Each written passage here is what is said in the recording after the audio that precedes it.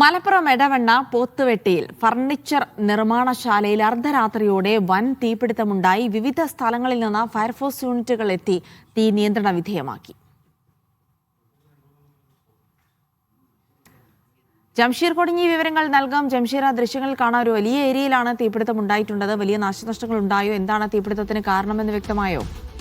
അജിൽസി, ഈ തീപിടുത്തത്തിന്റെ കാരണം എന്താണെന്ന് സംബന്ധിച്ച് ഒരു ഔദ്യോഗികമായിട്ടൊരു വ്യക്തത ഇപ്പോൾ വന്നിട്ടില്ല. ഇന്നലെ അർദ്ധരാത്രിയോട് കൂടിയാണ് ഈ സംഭവം ഉണ്ടാകുന്നതാണ് മനസ്സിലാകുന്നത്. പുലർച്ചയോട് കൂടിയാണ് ആളുകൾ ഇത് അറിയുന്നത്. ആദ്യം തിരുവാലിയിൽ നിന്നുള്ള ഫയർഫോഴ്സ് എത്തി, പക്ഷേ നിയന്ത്രണ വിധേയമാക്കാൻ കഴിയാതെ തുടർന്ന് നിലമ്പൂർ, മഞ്ചേരി എന്നിവിടങ്ങളിലെല്ലാം തന്നെ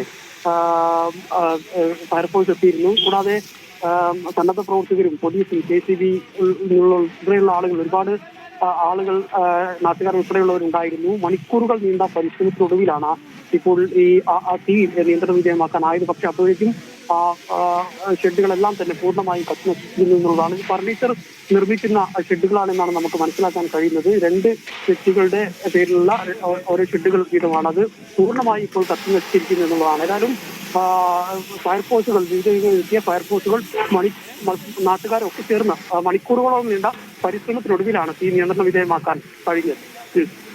ശരി ജംഷീർ, നാട്ടുകാരും ഫയർഫോഴ്സും ഒക്കെ ചേർന്ന് മണിക്കൂറുകൾ നീണ്ട പരിശ്രമം എടുത്തു ആ തീ നിയന്ത്രണ വിധേയമാക്കാനെന്നുള്ള വിവരമാണ് ജംഷീർ കൊടിഞ്ഞി നൽകുന്നത്.